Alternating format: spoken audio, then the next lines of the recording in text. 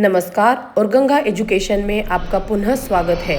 इस प्लेटफॉर्म पर आपको विधि क्षेत्र से संबंधित महत्वपूर्ण विषयों पर व्याख्यान, विधि से जुड़े हुए प्रतियोगी परीक्षाओं की तैयारी, महत्वपूर्ण कानूनी तथ्य तथा विधिक इतिहास से संबंधित सामग्री सरल और व्यवस्थित रूप में उपलब्ध होगी। और आज के इस वीडियो में भारतीय साक्ष्य अधिनियम 2023 के सेक्शन 54 एंड 55 के बारे में बात करते हैं। नमस्कार, आज हम बात करने वाले हैं भारतीय साक्ष्य अधिनियम 2023 के एक बहुत ही फंडामेंटल सेक्शन की, सेक्शन 54। देखिए, ये सेक्शन ओरल और डॉक्यूमेंट्री एविडेंस के बीच का कह सकते हैं एक क्रूशल रूल सेट करता है। और हाँ, जुडिशरी और एपीओ एग्जाम्स के पॉइंट ऑफ व्यू से तो इस कॉन्सेप्ट की क्लैरिटी होना बेहद जरूरी है। तो आज हम इस सेक्शन को 6 हिस्सों में समझेंगे। सबसे पहले इसकी फाउंडेशन देखेंगे, फिर इसके कोर एलिमेंट्स को डिकोड करेंगे, इसके बाद प्रैक्टिकल एप्लीकेशन, इसके पीछे की लीगल मैक्सिम, पुराने कानून से कंपैरिजन और आखिर में सबसे इम्पॉर्टेंट एग्जाम्स के लिए एक क्विक रेफरेंस गाइड। ऑलराइट, तो चलिए शुरू करते हैं पहले हिस्से से, सेक्शन 54 की फाउंडेशन। देखिए, ये सेक्शन एविडेंस लॉ का एक बहुत ही सिंपल लेकिन उतना ही पावरफुल रूल एस्टैब्लिश करता है। सेक्शन 54 क्या कहता है? ये कहता है, all facts except the contents of documents may be proved by oral evidence. अब बिल्कुल सिंपल भाषा में इसका मतलब क्या हुआ? इसका मतलब ये है कि कोर्ट में ज्यादातर फैक्ट्स को गवाहों के बयानों से, माने ओरल एविडेंस से, प्रूव किया जा सकता है। लेकिन यहाँ एक बहुत बड़ा एक्सेप्ट है, और वो एक्सेप्शन क्या है? किसी भी डॉक्यूमेंट के कंटेंट्स, यानी उसके अंदर क्या लिखा है, वो बातें। ओके, तो अब आगे बढ़ते हैं और सेक्शन 54 में जो लीगल टर्म्स यूज हुए हैं उन्हें एक एक करके समझते हैं ताकि कोई कंफ्यूजन ना रहे। इस सेक्शन में बेसिकली 3 इंपॉर्टेंट एलिमेंट्स है। सबसे पहला है ओरल एविडेंस। ये क्या होता है? ये कोर्ट में ओथ पर विटनेस जो बयान देते हैं वो है।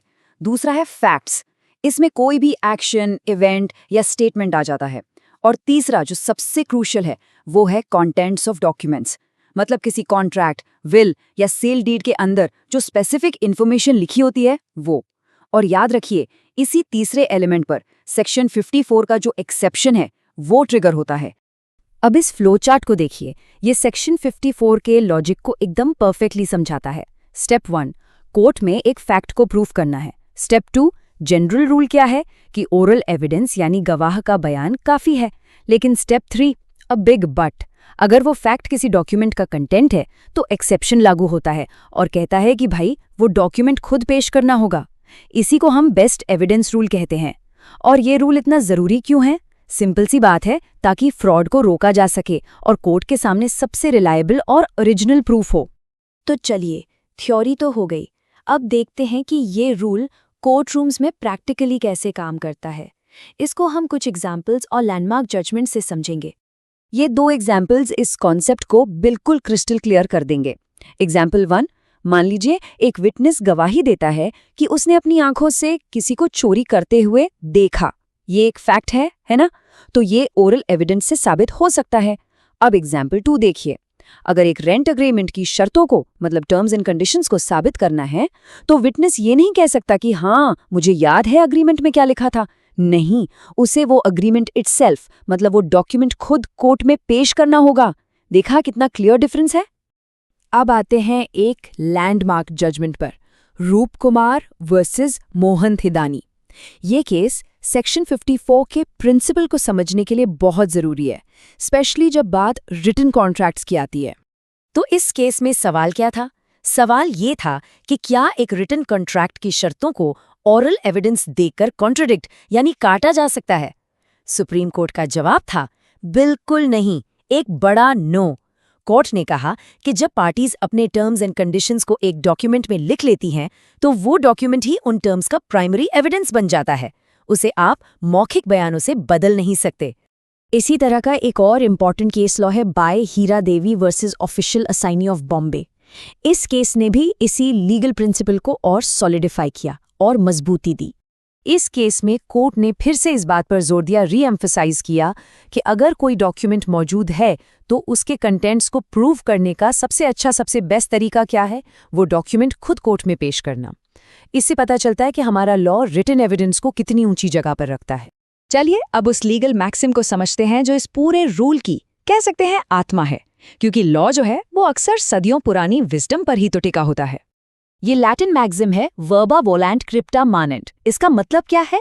बोले गए शब्द उड़ जाते हैं पर लिखे हुए शब्द हमेशा रहते हैं। ये मैक्सिम कितनी खूबसूरती से ये एक्सप्लेन करता है कि हमारा लीगल सिस्टम रिटन डॉक्यूमेंट्स पे ओरल स्टेटमेंट से ज्यादा भरोसा क्यों करता है।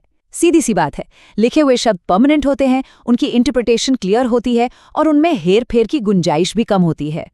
ओके, अब क्विकली देख लेते हैं कि नए कानून और पुराने कानून में क्या फर्क है। ये जानना जरूरी है कि क्या कोई बड़ा बदलाव हुआ है। तो देखिए, पुरानी इंडियन एविडेंस एक्ट 1872 में ये प्रोविजन था सेक्शन 59 में। अब नए भारतीय साक्ष्य अधिनियम 2023 में ये है सेक्शन 54। लेकिन सबसे क्रूशल पॉइंट क्या है? वो ये कि लीगल प्रिंसिपल और वर्डिंग सब कुछ बिल्कुल सेम है। कोई सब्सटैंटिव चेंज नहीं हुआ है, सिर्फ सेक्शन का नंबर बदला है। और अब आते हैं सबसे इंपॉर्टेंट सेक्शन पर, जिसका सब एस्पिरेंट्स को इंतजार रहता है, हमारी एग्जाम क्विक रेफरेंस, खासतौर पर जुडिशरी एंड एपीओ एस्पिरेंट्स के लिए। देखिए, प्रीलिम्स एग्जाम में सीधा सीधा सेक्शन नंबर पर क्वेश्चन आ सकता है कि ओरल एविडेंस का जनरल रूल कहा दिया है। जवाब सेक्शन 54। मेंस एग्जाम में एक प्रॉब्लम बेस्ड क्वेश्चन आ सकता है। मान लीजिए कोई कॉन्ट्रैक्ट, विल या सेल डीड का मामला हो जहां इस रूल को अप्लाई करना होगा। और जो एक की कॉन्सेप्ट है जो हमेशा याद रखना है वो ये है कि ये सेक्शन बेस्ट एविडेंस रूल का ही कोडिफिकेशन है। ऑलराइट, तो चलिए सब कुछ एक फाइनल क्विक रिवीजन में रैप अप करते हैं। बस 3 बातें याद रखनी है। पहला, सेक्शन नंबर क्या है? सेक्शन 54। दूसरा, कोर कॉन्सेप्ट क्या है? सभी फैक्ट्स ओरल एविडेंस से प्रूव हो सकते हैं सिवाय डॉक्यूमेंट के कंटेंट्स के। और तीसरा, लैंडमार्क केस कौन सा है? रूप कुमार वर्सेस मोहन थेदानी, जो रिटन कॉन्ट्रैक्ट्स की प्राइमेसी को एस्टैब्लिश करता है। बस इतना ही। ऐसे ही और इम्पोर्टेंट लीगल सेक्शंस को एग्जाम फोकस्ड तरीके से और बिल्कुल आसान भाषा में समझने के लिए गंगा एजुकेशन के साथ जुड़े रहें। नमस्ते, आज हम डिस्कस करेंगे भारतीय साक्ष्य अधिनियम 2023 का सेक्शन 55। ये section rule of direct evidence यानी प्रत्यक्ष साक्ष्य के नियम के बारे में है। देखिए, जुडिशरी और एपीओ एग्जाम्स के पॉइंट ऑफ व्यू से ये एक, आप कह सकते हैं, फाउंडेशनल सेक्शन है। यही सेक्शन है जो डिसाइड करता है कि कौन सी गवाही कोर्ट में मानी जाएगी और कौन सी नहीं। तो इस पूरे टॉपिक को अच्छे से समझने के लिए हम इसे कुछ पार्ट्स में ब्रेक डाउन करेंगे। सबसे पहले हम सेक्शन 55 के कोर रूल को समझेंगे, फिर देखेंगे कि डायरेक्ट एविडेंस के जरूरी तत्व क्या हैं। इसके बाद इसका कोर्ट में एप्लीकेशन कैसे होता है वो देखेंगे, पुराने और नए कानून में क्या फर्क है, और हाँ, सबसे इम्पोर्टेंट, एग्जाम के लिए क्या क्या याद रखना है। तो चलिए शुरू करते हैं सबसे पहले हिस्से से। सेक्शन 55 का मूलभूत नियम यानी कोर रूल क्या है, ये समझना इसलिए जरूरी है क्योंकि ये किसी भी जुडिशियल प्रोसीडिंग की, आप समझ लीजिए, नींव है। कानून की ये लाइन बिल्कुल साफ साफ कहती है कि मौखिक साक्ष्य यानी ओरल एविडेंस हमेशा डायरेक्ट यानी प्रत्यक्ष होना चाहिए। अब इसका सीधा सा मतलब यह है कि गवाही सिर्फ उस इंसान की मानी जाएगी जिसने घटना को खुद अपनी आंखों से देखा हो, कानों से सुना हो या अपनी किसी सेंस से महसूस किया हो। अदालत सुनी सुनाई बातों पर, जिसे हम हियरसे एविडेंस कहते हैं, उस पर बिल्कुल भरोसा नहीं करती। तो ये डायरेक्ट एविडेंस आखिर है क्या?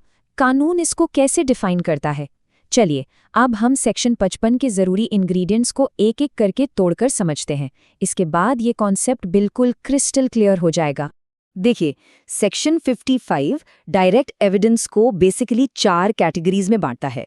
पहला, अगर कोई चीज देखी जा सकती है तो गवाही उसकी होगी जिसने उसे खुद देखा हो, सिंपल। दूसरा, अगर कोई बात सुनी जा सकती है तो गवाही उसकी होगी जिसने उसे खुद सुना हो। तीसरा, अगर कोई फैक्ट किसी और सेंस से अनुभव किया गया हो, जैसे स्मेल करना या टच करना, तो गवाही उसी व्यक्ति की होगी जिसने उसे परसीव किया। और चौथा, अगर मामला किसी ओपिनियन या राय का है, फॉर एग्जाम्पल किसी एक्सपर्ट का ओपिनियन, तो गवाही उसी व्यक्ति की होगी जो वो ओपिनियन रखता है।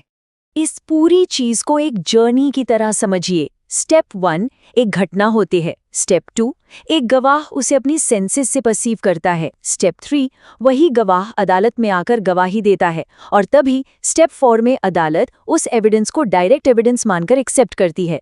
इस पूरे प्रोसेस का मकसद सिर्फ एक है, एविडेंस की रिलायबिलिटी यानी विश्वसनीयता को पक्का करना। अच्छा, थ्योरी तो समझ आ गई, लेकिन कोर्ट में प्रैक्टिकल लेवल पर इस नियम का इस्तेमाल कैसे होता है?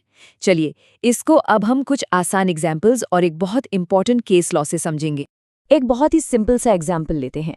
मान लीजिए ए ने बी को चोरी करते हुए देखा। अब अगर ए कोर्ट में जाकर कहता है मैंने बी को चोरी करते देखा, तो यह हुआ डायरेक्ट एविडेंस। ये बिल्कुल एडमिसिबल है। लेकिन अगर ए ये बात अपने दोस्त सी को बताता है और फिर सी कोर्ट में आकर कहता है मुझे ए ने बताया कि बी ने चोरी की है, तो ये है हियरसे एविडेंस और आमतौर पर ये इनएडमिसिबल माना जाता है। फर्क साफ है। State of Rajasthan versus Kashiram, ये एक लैंडमार्क केस है इस मामले में। इस केस में सुप्रीम कोर्ट ने सेक्शन 60 के प्रिंसिपल को, जो अब सेक्शन 55 है, उसे और भी मजबूत किया। कोर्ट ने साफ कहा कि अदालत को सिर्फ उन्हीं गवाहों पर भरोसा करना चाहिए जिन्होंने घटना को पर्सनली खुद अनुभव किया है। इससे ये पक्का होता है कि फैसले ऐसी वैसी बातों या अफवाहों पर नहीं बल्कि ठोस सबूतों पर लिए जाते हैं। इस पूरे नियम के पीछे एक लीगल मैगज़िम भी काम करता है। थोड़ा सा कॉम्प्लेक्स लग सकता है पर इसका मतलब बहुत आसान है। रेस इंटर एलियोस एक्टा ऑल्टरी नोशेरे नॉन डिबिट, मतलब दो लोगों के बीच हुई किसी बात या काम से किसी तीसरे इंसान पर जो उसका हिस्सा नहीं था कोई असर नहीं पड़ना चाहिए। हेयरसे को इसीलिए कोर्ट से बाहर रखा जाता है क्योंकि जिसके खिलाफ वो बात कही जा रही है वो उस कॉन्वर्सेशन का हिस्सा ही नहीं था, उसको क्रॉस एग्जामिन करने का मौका ही नहीं मिलता। ओके, अब जल्दी से पुराने और नए कानून की तुलना कर लेते हैं। ये उन सभी एस्पिरेंट्स के लिए बहुत जरूरी है जो इंडियन एविडेंस एक्ट 1872 से पहले से परिचित हैं। यहाँ याद रखने वाली मुख्य बात क्या है? मुख्य बात यह है कि जो चीज़ पुराने इंडियन एविडेंस एक्ट में सेक्शन 60 थी, वही अब नए भारतीय साक्ष्य अधिनियम में सेक्शन 55 है। प्रिंसिपल में, कोर कॉन्सेप्ट में कोई भी सब्सटेंटिव चेंज यानी मूलभूत बदलाव नहीं है, सिर्फ सेक्शन नंबर बदला है। तो इस बात को एग्जाम के लिए ज़रूर ध्यान में रखें। एक सवाल उठता है कि अगर इस नियम को फॉलो ना किया जाए तो क्या होता है? ध्यान रखिए, सेक्शन 55 एविडेंस का एक रूल है, ये कोई क्राइम नहीं है, इसलिए इसको तोड़ने पर कोई सजा नहीं होती। लेकिन इसका परिणाम, इसका कॉन्सिक्वेंस बहुत बड़ा है। अगर एविडेंस डायरेक्ट नहीं है तो अदालत उसे हियरसे मानकर सीधा सीधा रिजेक्ट कर देती है, उसे इनएडमिसिबल घोषित कर दिया जाता है।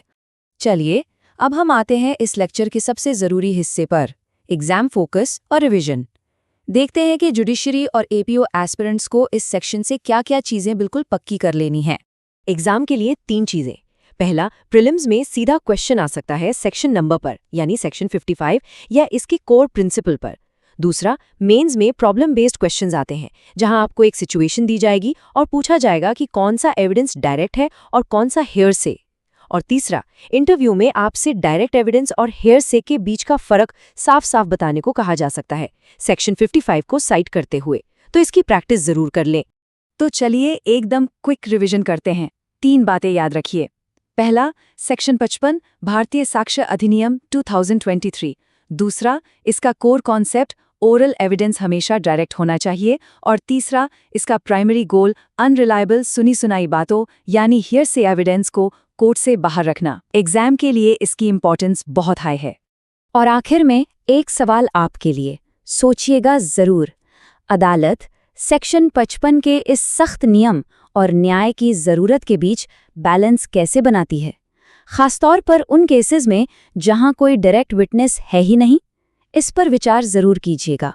जुडिशरी, एपीओ और दूसरे लॉ एग्जाम्स से जुड़े और भी लीगल कंटेंट के लिए गंगा एजुकेशन के साथ जुड़े रहें।